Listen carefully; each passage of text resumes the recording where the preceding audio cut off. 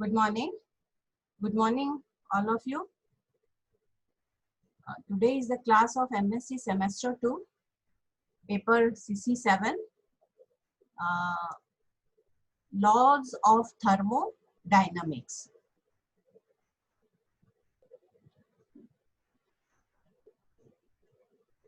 Laws of Thermodynamics. हम लोग सबको लगभग थोड़ा तो पता है ही, कम से कम एक लॉ तो सबको पता है. फिर भी how to introduce in a main thing is that law of thermodynamics in a biological system. We have to study in a, because we are the student of zoology, we have to study in a, the role of laws of thermodynamics or laws of thermodynamics in our biological system. So all organisms require energy to stay alive. We all of us require energy to stay alive. Organisms are energy transformers. Organisms में एक energy से दूसरे energy we know कि transform होता रहता है, और organisms एक एनर्जी को अलग दूसरे न्यू फॉर्म में ट्रांसड्यूस करते हैं. All chemical reaction in cells, जितने भी केमिकल रिएक्शंस, अब we are continuously studying the biochemistry, all chemical reaction in the cells involve energy transformation. इसमें हम लोग देखते हैं कि हर जगह एनर्जी ट्रांसफॉर्मेशन इन्वॉल्व हो रहा है. For example the autotrophs or the green plants, with the help in the process of photosynthesis, what happens? It transforms radiant energy. Radiant energy को और light energy को chemical energy में starch के रूप में बदलते हैं. Therefore, we can say that humans are energy parasites because we are dependent on the energy in various form of energy. What is thermodynamics? Thermodynamics is the simply the study of energy. The heading under which we study about energy is known as thermodynamics.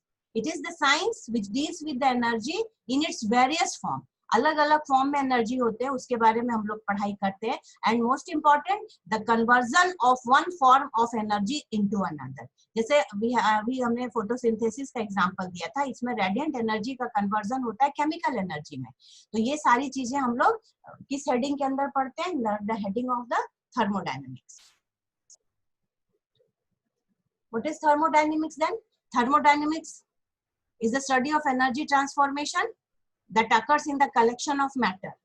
Thermodynamics is concerned with the storage. It concerns with the storage of energy, transformation of energy, and dissipation of energy.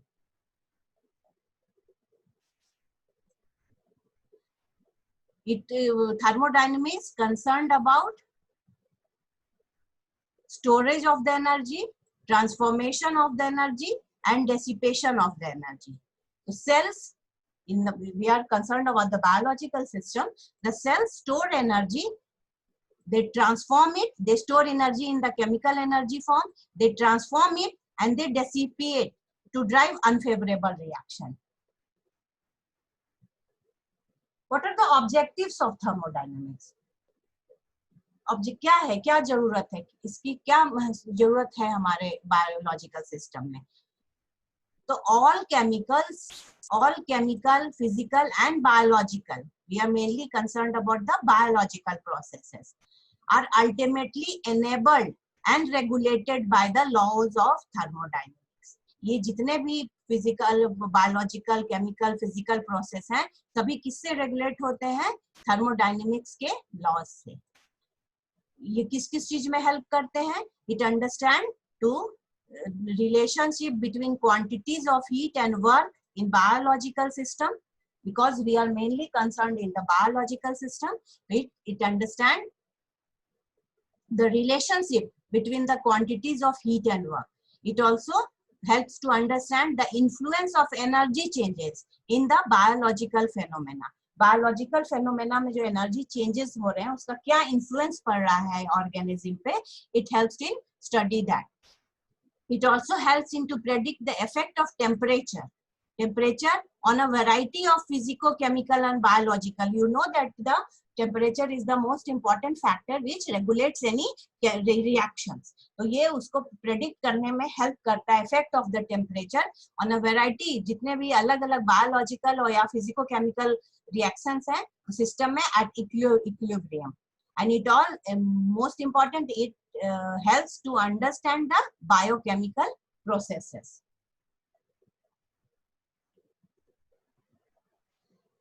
We are dealing about the biological perspective of the thermodynamics principles. In living cell, thermodynamic changes are essential for biological functions. Thermodynamic change बहुत जरूरी है biological function को. The change of energy such as growth, reproduction, photosynthesis and respiration. जैसे light का आप देखिए, light energy, chemical, photosynthesis, light energy change होता है केमिकल एनर्जी में. These are some examples. In photosynthesis, chemical into chemical in cellular respiration, chemical into electrical energy in nervous system, and chemical into mechanical energy in muscles. So these are some examples of the change of energy, especially in the biological system.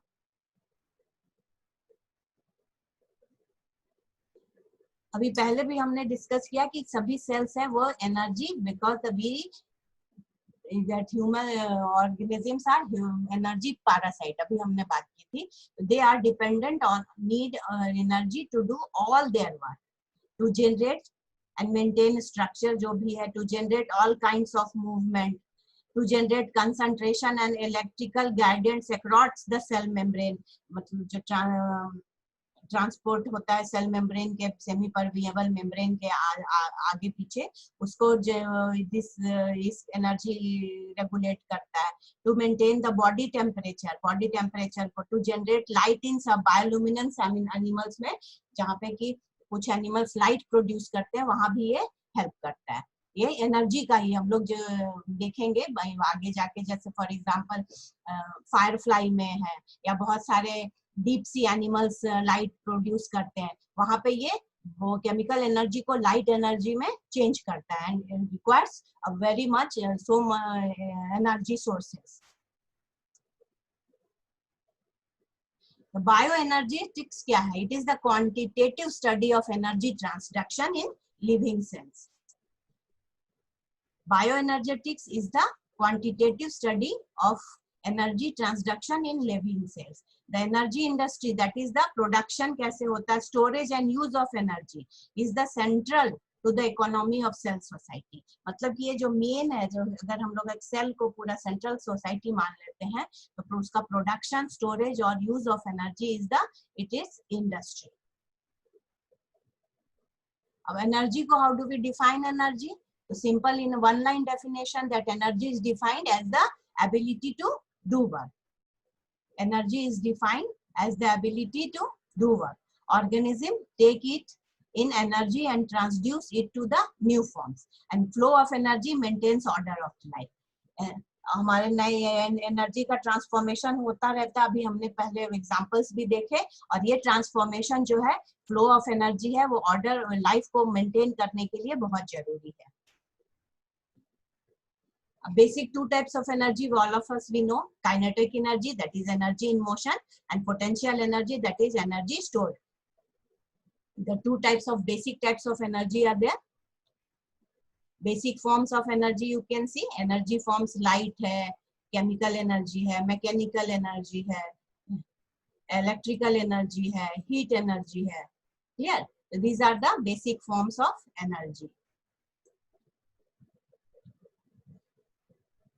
वही चीज को दूसरे chart में के through दिखाया गया. Kinetic energy, potential energy, energy in motion, stored energy, और जैसे ये energy in motion, light, heat, electric power, सब काइनेटिक एनर्जी का पार्ट है.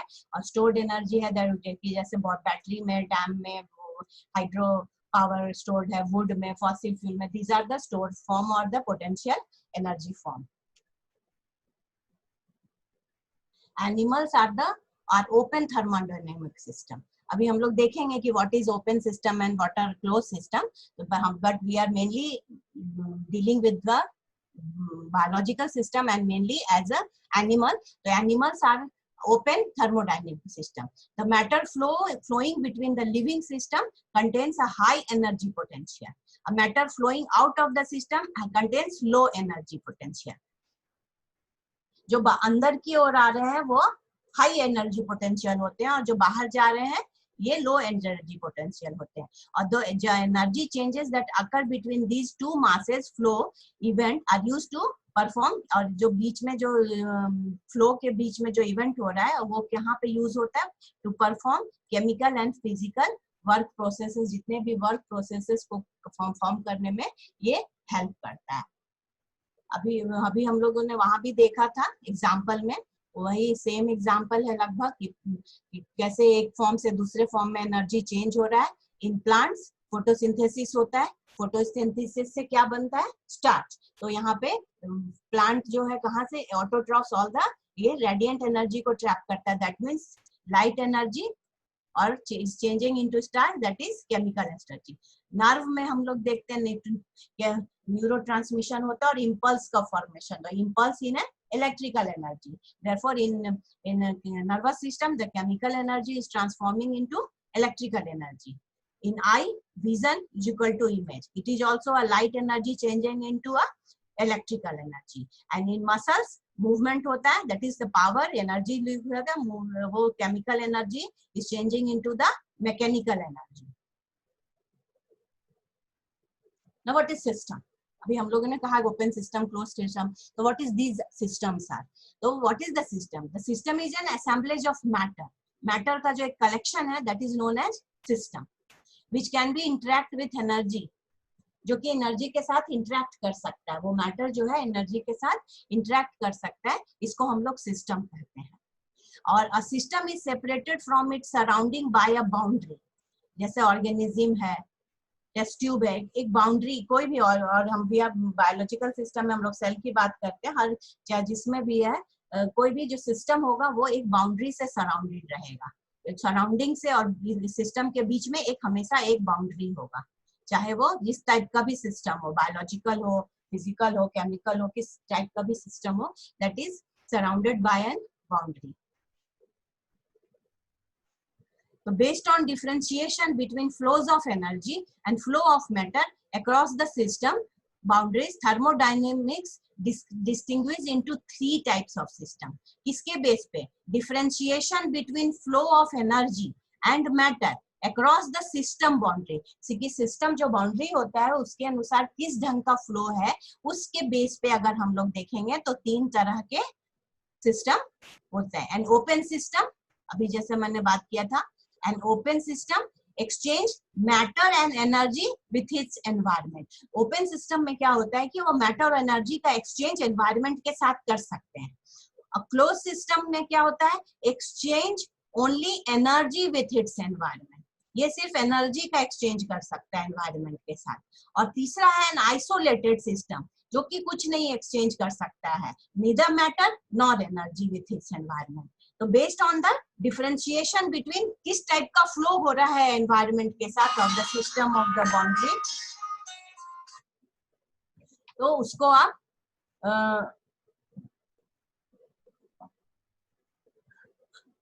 तीन तरह का हम लोग डिफाइन कर सकते हैं. ओपन सिस्टम जिसमें मैटर और एनर्जी दोनों का फ्लो हो रहा है एनवायरनमेंट के साथ. क्लोज सिस्टम जिसमें सिर्फ एनर्जी का फ्लो हो रहा है एनवायरनमेंट के साथ. एंड एन आइसोलेटेड सिस्टम जिसमें neither matter nor energy can be exchange by the environment. ठीक है. Isolated system has boundary which is impermeable. जैसे हमने अभी कहा था ओपन सिस्टम है तो बाउंड्री परमिएबल है, तभी तो हम लोग एक्सचेंज कर सकते हैं मैटर. लेकिन आइसोलेटेड सिस्टम में क्या होता है? जो बाउंड्री होता है वो इम्परमिएबल होता है to the both matter and all forms of energy. तो इसलिए वो एक्सचेंज नहीं कर सकता मैटर. क्लोज सिस्टम में क्या था? क्लोज सिस्टम में accept heat from the surroundings, but there is no transfer of matter between the system and its environment. For example, universe. Clear? Universe is a close system. इसमें हम लोग heat का accept कर सकते हैं लेकिन matter का ट्रांसफर नहीं हो सकता. When heat flows out of the system the energy of the system decrease. अगर बाहर जाएगा तो एनर्जी का सिस्टम डिक्रीज हो जाएगा, और अगर हीट अंदर आएगा, अभी मैंने पहले भी बात की थी, तो एनर्जी सिस्टम इंक्रीज हो जाएगा. अगर हीट रिमेन्स कांस्टेंट है then it is an isothermal system, मतलब हीट का कोई चेंजेस नहीं हो रहा है, वो कांस्टेंट है, then it is known as isothermal system. Open system की अभी जैसे all the living cells are under the open system, and open system is one which can exchange both energy and matter, energy और matter दोनों exchange करता है biological, जैसे आप living cells हैं, लिविंग थिंग्स हैं। Earth is an open system. Now we will come to the main topic, that is the laws of thermodynamics. The first law of the thermodynamics, the law of conservation of energy. This law was put forward by Robert Mayer in 1941. What does it state? ये क्या कहता है? The first law states that total energy of a system plus its environment remains constant. जो total energy है वो constant रहता है, energy can not be created, वहां पे हम लोग अभी डील करेंगे। दिस लॉ डिक्लेयर्स, ये क्या डिक्लेयर करता है कि energy is neither created nor destroyed, ना बना सकते हैं ना डिस्ट्रॉय होता है, बल्कि एक फॉर्म से दूसरे फॉर्म में चेंज हो जाता है। तो what does this law state? This law declares that energy is neither created not destroyed in the universe, and it allows to be exchanged between a system and its surrounding, because it is an open system में वो exchange कर सकता है एक form से दूसरे form, light से chemical, chemical से इलेक्ट्रिकल, जो भी फॉर्म होगा वो चेंज होता है, और एक फॉर्म वो कभी खत्म नहीं होता है, घटता नहीं है, ना बढ़ता है ना घटता है, वो एक कांस्टेंट नंबर है। What are the concept, key concept of this first law? The sum of energy, जो टोटल एनर्जी है before the conversion is equal to the sum of energy after the conversion, मतलब पहले और after दोनों में same होगा। The total quantity of energy in the universe remains constant. The energy conversion is never 100% efficient. लेकिन एक बात और है कि एनर्जी परसेंट हमेशा 100% एफिशिएंट नहीं होता है।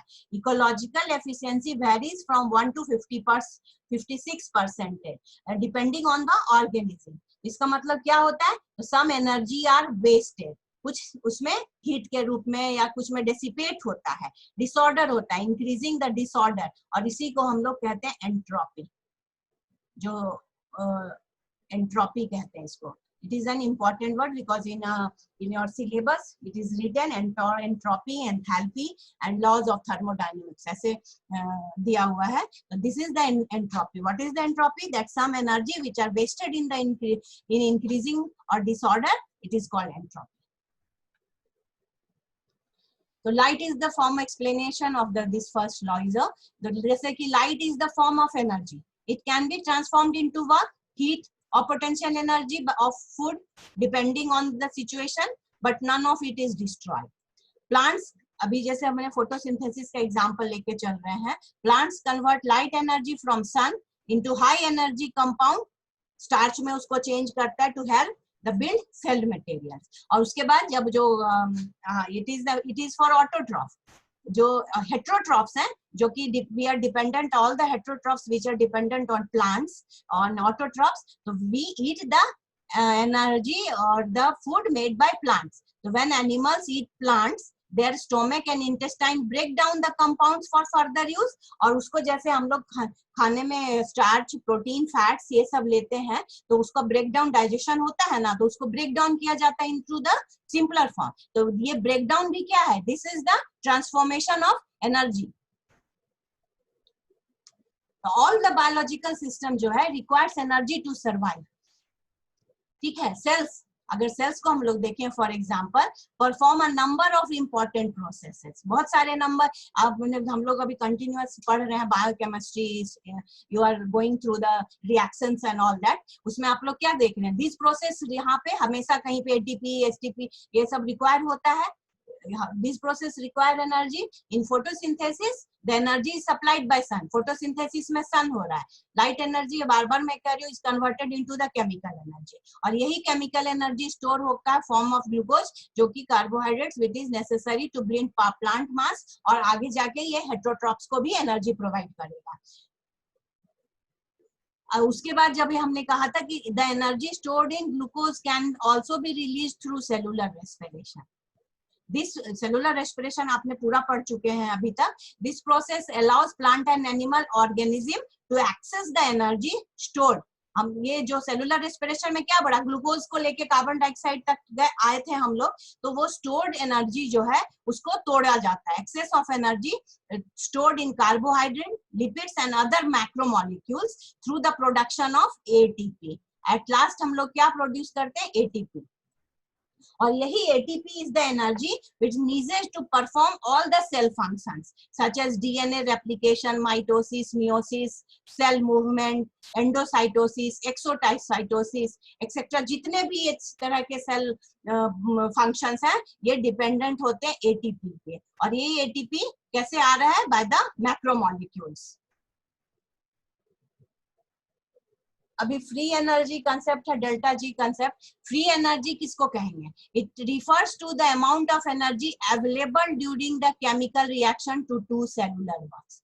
It is the energy that are available during a chemical reactions to do cellular works. ये फ्री एनर्जी कॉन्सेप्ट जो है विलार्ड गिब्स 1870 में इनके लिए, इसलिए इसको गिब्स फ्री एनर्जी भी कहते हैं.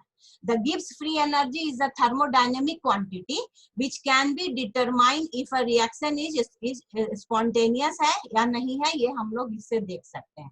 इसका एक इक्वेशन है, delta G is equal to delta H minus T delta S. Delta G क्या हो गया, द गिब्स हो गया free energy in kilo joule, delta H हो गया एंथैल्पी चेंज, टी हो गया टेम्परेचर, और डेल्टा एस हो गया एंट्रोपी चेंज. अभी एंट्रोपी की बात की थी मैंने, अभी एंथैल्पी भी मैं आऊंगी थोड़ी देर में. तो जो गिब्स फ्री एनर्जी है, शॉर्ट नोट्स आपको आ सकता है इस पे, गिब्स फ्री एनर्जी पे या एंट्रोपी एंथैल्पी पे. The driving force of a chemicals are as two components but it is a part of the thermodynamics. अगर आपको क्वेश्चन आ रहा है पूरा thermodynamics, then you have to deal all these things. Laws of thermodynamics अगर आता है तो you have to deal all these things, entropy, free energy, Gibbs free energy and enthalpy. But आपका अलग से भी क्वेश्चन जैसे Gibbs free energy, entropy, enthalpy आ सकता है. तो it depends upon the question कि आपको कितना लिखना है. The driving force of chemical as to जो डेल्टा एच है is drives towards stability, उसको हम लोग कहते हैं एंथैल्पी. अगर जिसको डिसऑर्डर, जो डिस्ट्रैक्शन होता है, उसको अभी मैंने बताया था, it is known as entropy. और जो डेल्टा जी है is the net driving force. कितना फोर्स जो है delta G is the net driving force for the chemical reaction. ये डेल्टा जी का वैल्यू डिपेंड करता है किस पे, टेम्परेचर पे, प्रेशर पे और concentration of the reactants and the products. तो अगर ये ज्यादा होगा कम होगा उसका यहाँ पे दिखा हुआ है. अगर जी है तो ये स्पॉन्टेनियस हो सकता है. अभी मैंने बोला था ना कि कैसे निकाल सकते हैं. अगर डेल्टा जी कम है 0 से, इट इज नॉन स्पॉन्टेनियस. और डेल्टा जी अगर इक्वल है, it is an equilibrium state पे है. ये what are the significance of this delta G और द गिब्स फ्री एनर्जी. अगर माइनस में जरेगा, अगर ये माइनस में शो कर रहा, that means that is exergonic या स्पॉन्टेनियस रिएक्शन. अगर ये प्लस में शो करेगा तो एंडोगोनिक है, मतलब जहां एनर्जी, एक्सोगर्निक मींस एनर्जी रिलीज हो रहा है, और यहाँ मतलब एनर्जी यूज हो रहा है, और ये नॉन स्पॉन्टेनियस है. और अगर 0 के इक्वल है तो रिएक्शन इक्विलिब्रियम में है, कोई चेंज नहीं हो रहा है. Now come to the second law of the thermodynamics. It is also known as law of entropy. और एंट्रोपी क्या था, डिग्रेडेशन ऑफ एनर्जी. जो कितना डेसिपेशन हो रहा है, एनर्जी का डिग्रेडेशन हो रहा है, बिकॉज 100% ट्रांसफॉर्मेशन नहीं होता है. It is also, this law is also called the degradation of energy or law of entropy. This law was developed by a German physicist Rudolf Clausius in 1850. What does this law state? It states that a system and its surrounding always proceed to a state of maximum disorder और maximum entropy. ये state करता है कि कोई भी system में अपने surroundings में वो हमेशा मैक्सिमम डिसऑर्डर, और disorder is known as entropy की ओर बढ़ता है. अगर हम लोग इसको एक्सप्लेनेशन करें, living system are ordered while the natural tendency of the universe is, जो natural टेंडेंसी है यूनिवर्स का, वो क्या है, to move towards the system of disorder with unavailable energy. The second law is an important indicator of direction of reaction, कि किस reaction में direction जा रहा है, कि रिएक्शन का डायरेक्शन क्या है, ये हम लोग इससे देख सकते हैं। All reaction proceed in a direction with increase, या तो इंक्रीज होगा एंट्रोपी में या डिक्रीज होगा इन फ्री एनर्जी में। As with other biological process, the transfer of energy is not 100% efficient. मैंने अभी बार बार कह रही हूँ कि 100% efficient नहीं होता है। जैसे फोटोसिंथेसिस का एग्जांपल हम लोग स्टार्टिंग से लेके चल रहे हैं। For example, not all the light energy is absorbed by the plant. ठीक है, सारे एनर्जी तो एब्सॉर्ब नहीं हो जाते हैं। Some energy is reflected and some is lost as heat. या कोई भी रिएक्शन होगा, कोई भी पूरा ट्रांसफॉर्मेशन 100% नहीं होता है। सम एनर्जी जो है वो लॉस होता है in the form of heat and etcetera. The loss of energy to the surrounding environment result in an increase of disorder. और ये जो कहाँ जा रहा है, ये जो एनर्जी लॉस हो रहा है एनवायरमेंट में जा रहा है, तो वो उसको इंक्रीज, उसका डिसऑर्डर कर रहा है ना, जो उसका इक्विलिब्रियम है उसको खत्म कर रहा है। तो इसी को हम लोग एंट्रोपी कहते हैं। Unlike plants and other photosynthetic organisms, animal cannot generate energy directly from the sunlight. अगर ऑटोट्रॉफ्स को छोड़ दिया जाए तो बाकी कोई भी हम लोग डायरेक्टली सनलाइट से नहीं कर सकते हैं। We are dependent on the autotroph, तो दे मस्ट कंज्यूम प्लांट, इसीलिए प्लांट को खाते हैं। एंड अदर एनिमल्स, जैसे हर्बीवोर होता है, जो स्टेप होता है हर्बीवोर कार्निवोर, वो that is the transformation of energy. And energy में भी हम लोग लॉ में पढ़ते हैं कि only 10% of energy is transformed into the higher level of the trophic level. Other animals, the higher up an organism is on the food chain. अभी हमने बताया ना, एक ट्रॉफिक लेवल से दूसरे ट्रॉफिक लेवल, वो क्या था, ये फूड चेन है।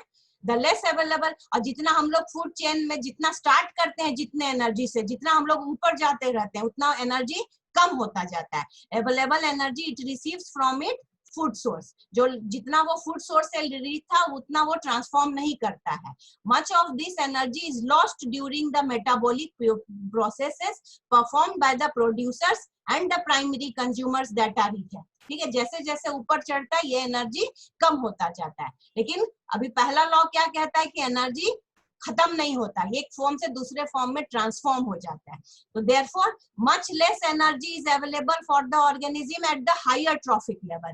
जितना हायर ट्रॉफिक लेवल पे हम लोग फूड चेन पे ऊपर जाते जाएंगे उतना एनर्जी का जो अमाउंट है वो कम होता जाएगा। ट्रॉफिक लेवल क्या है ये आपको पता ही है। These are the groups that help to understand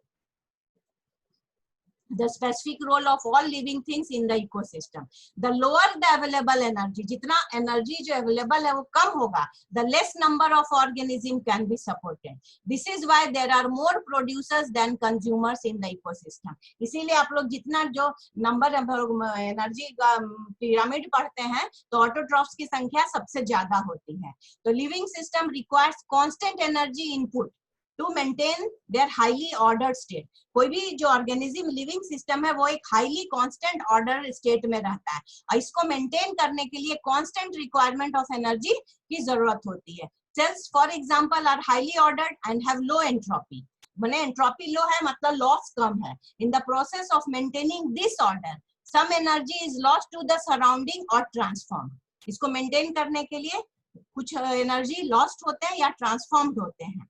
So while cells are ordered, the process performed to maintain that order result in an increase in entropy. तो उसको ऑर्डर को मेंटेन करने के लिए एंट्रोपी का इंक्रीज होता है। The transfer of energy causes entropy in the universe to increase it. अब यहाँ पे हम लोग का कंसेप्ट आता है एंट्रोपी का।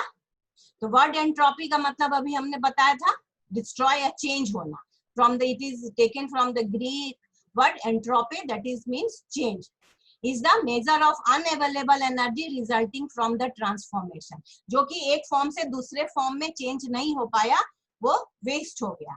The term is used as the general index of the molecular disorder associated with the energy degradation. Energy के डिग्रेड होने में जो डिसऑर्डर हो रहा है that is known as entropy. तो सेकंड लॉ क्या कहता है that वो कि entropy of the universe is increasing because energy conversion are not 100% efficient. Some amount of heat is always been releasing to the environment. Or second law also implies that if a particular system, जितना ordered आप अपने को रखने की कोशिश करोगे आपका surroundings उतना डिसऑर्डर होता जाएगा. ये सेकंड लॉ में है कि जो कोई अगर सिस्टम है, पर्टिकुलर सिस्टम, जितना अपने आप को become more ordered, its surrounding becomes more disorder. What is entropy? Unavailable energy या मॉलिक्यूलर डिसऑर्डर जो होता है इसको हम लोग एंट्रोपी कर रहे हैं. Entropy is also the capacity factor. It is the function of state. It is the function of degree of disorder, कि जितना ज्यादा एंट्रोपी बढ़ेगा उतना डिग्री ऑफ डिसऑर्डर बढ़ेगा. Entropy tends to increase. अगर एंट्रोपी बढ़ रहा है तो change to a more disorder state of the molecular tail. जितना एंट्रोपी बढ़ रहा है उतना डिसऑर्डर स्टेट बढ़ रहा है. और ये बार बार कहा जा रहा है कि नो प्रोसेस इज 100% एफिशिएंट. तो अगर हाई एस वैल्यू रहेगा तो high degree of disorder in a system रहेगा. अब now concept of enthalpy. What is enthalpy? Enthalpy is defined as the change or heat content or heat of formation. एक system में कितना heat content है, total heat content है, उसको हम लोग एंथैल्पी कहेंगे. The change in enthalpy is given by delta H, ये जो C है, delta U plus P delta V, जिसमें डेल्टा U क्या है? It is the internal energy change. P क्या है? प्रेशर. V क्या है? वॉल्यूम. डेल्टा U क्या है? The change in the internal energy of system is equal to the heat added to the system minus the work done by the system. Delta T क्या है? Q minus W, जिसमें Q क्या है? Heat added to the system और कितना work done हुआ. ये equation है एंथैल्पी का. Now what some major difference between enthalpy and entropy. Enthalpy क्या है? Enthalpy is denoted by H, refers to the measure of total heat content in a thermodynamic system under constant pressure. एक thermodynamic system में जितना total heat content है constant pressure पे, उसको हम लोग enthalpy कहते हैं. और entropy क्या था? Entropy is denoted by S, refers to the measure of the level of disorder. कितना disorder हो रहा है in a thermodynamic system. So we know that major difference between enthalpy and entropy is that even though they are part of thermodynamic system, दोनों thermodynamic system का part है, but enthalpy क्या represent करता है? enthalpy total heat content को represent करता है, whereas entropy जो है वो degree of disorder को बताता है. ये एक चार्ट है जिसमें आप देख सकते हैं कि दो एक्सोजेनिक, कैटाबोलिक और एनाबोलिक रिएक्शंस में क्या है डिफरेंस है. जैसे इसमें डेल्टा जी नेगेटिव होगा, डेल्टा जी पॉजिटिव होगा, डेल्टा एच लेस देन 0 होगा, इसमें ग्रेटर देन 0 होगा. ये डिफरेंस है two types of biochemical reactions में.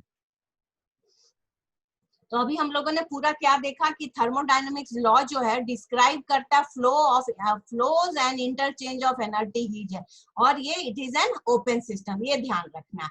Almost all the chemical and bio process, जितने भी केमिकल और बायोकेमिकल प्रोसेसेस हैं, ये सब क्या है? Result of transformation of energy है. और लॉज जो है प्रोवाइड करता है important insights and metabolism and bio energetics, और the energy exchange between the system and the surrounding balance each other. ये जो एनर्जी एक्सचेंज है वही सिस्टम और सराउंडिंग्स को बैलेंस करके रखता है और एक हायरार्की मेंटेन करके रखता है. Thank you. That's about the